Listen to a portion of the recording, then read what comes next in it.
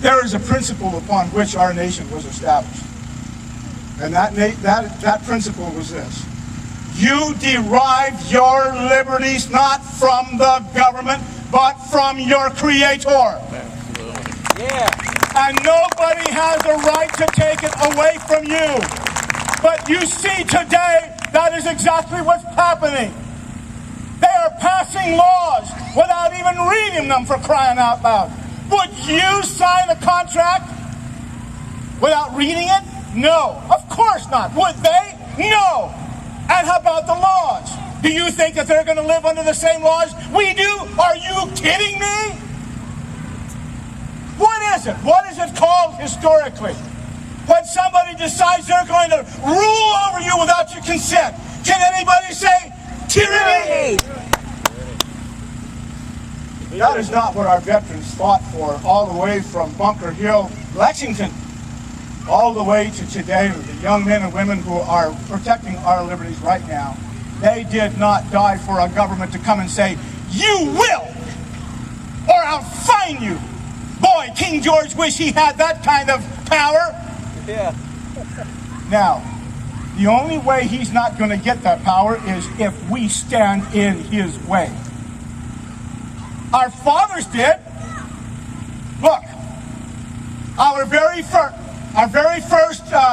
war for independence commenced in April of 1775. That's when the shooting war began. But in 1773 with the Tea Party, is when they expressed themselves so that the administration of King George can hear them. Well, how about the party of 2010, when the administration of Mr. Obama will hear us?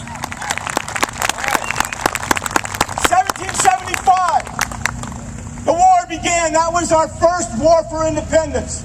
The war of 1812 was our second war of independence, when the British once again invaded us and wanted to enslave us yet again. But we prevailed. I'm here to tell you that in 2010, with the Tea Party and with all of you, you are in the midst of your third American war for independence. You are children of the bold. You are children of the brave. You are children of the intrepid. You are children of those who stood in the gap with their brothers when it came time to stand in the gap. They did not falter, you must not. They did not quit, you must never.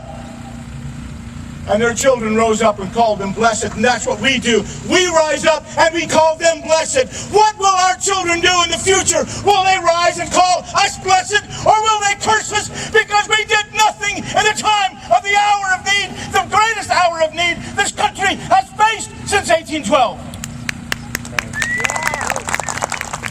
My grandmother was 6 foot. He was 5'4". Marriage was arranged, okay. My wife is 5'8", I'm 5'8 and a half. Well, with my heels on, of course. So, but my point is this.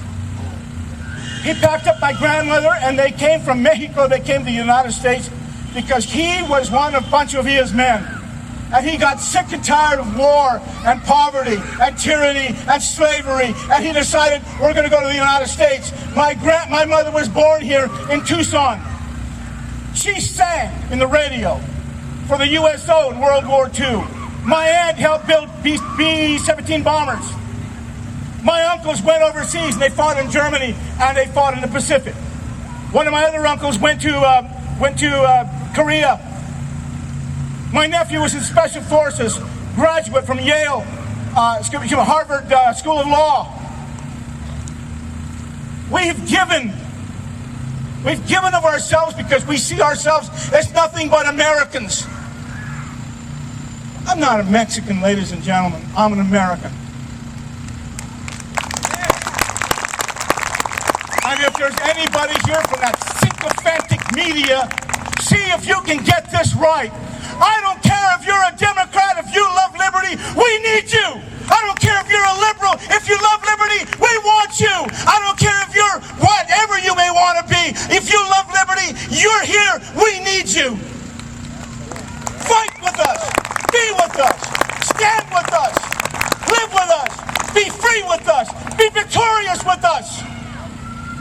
Because above all else, you are an American. Don't let anybody, especially this media, browbeat you with something you're not. Stand. And when you get tired, stand. And when you feel like you can't stand anymore, stand. And when you feel helpless and hopeless, stand. Because you are the ones who are going to be the example of your grandchildren. Your grandchildren right now have on their heads a $44,000 bill to the IRS because of these laws that these people are passing without our consent. We shall not, we must not equivocate. And we must never be moderate, because there's no such thing as being moderately free. You're either free or you're not. I want to leave my 5 grandchildren the America that I was born into. I do not want to be born free and give them slavery. God forbid. I'm almost 64. I know that's really old, huh? And I'm here to tell you, Patrick Henry's words, they're not a cliche to Rex Ruth.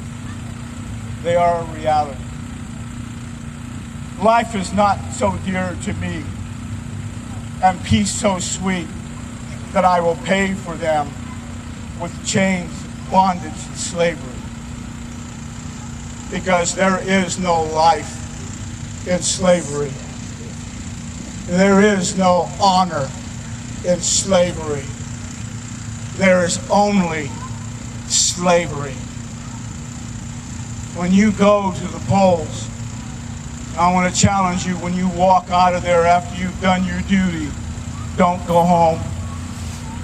Fight. Fight, because 2012 is coming. And like Stewart said, if those guys up there think that they're going to placate us by voting the way we want them to vote and then all of a sudden being what they normally are, you're fired.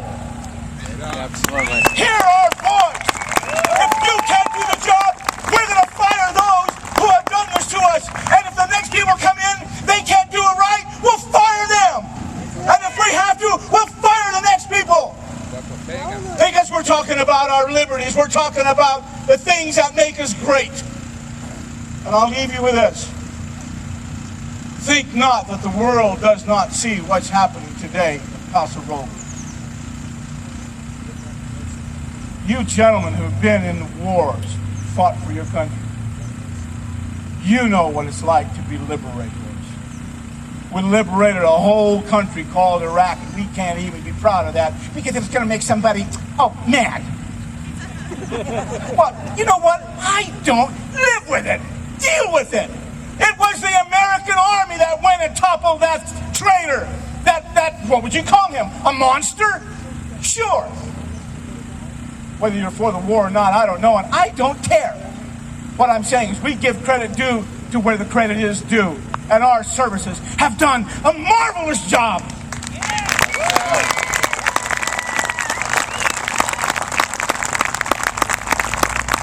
I'm going to challenge you. Be the Americans that your forefathers would be proud of. That is not the calling of the American to be conquered and subdued. That has never happened. Don't you dare let it happen now. I call upon each and every one of you to be the American that you're supposed to be now.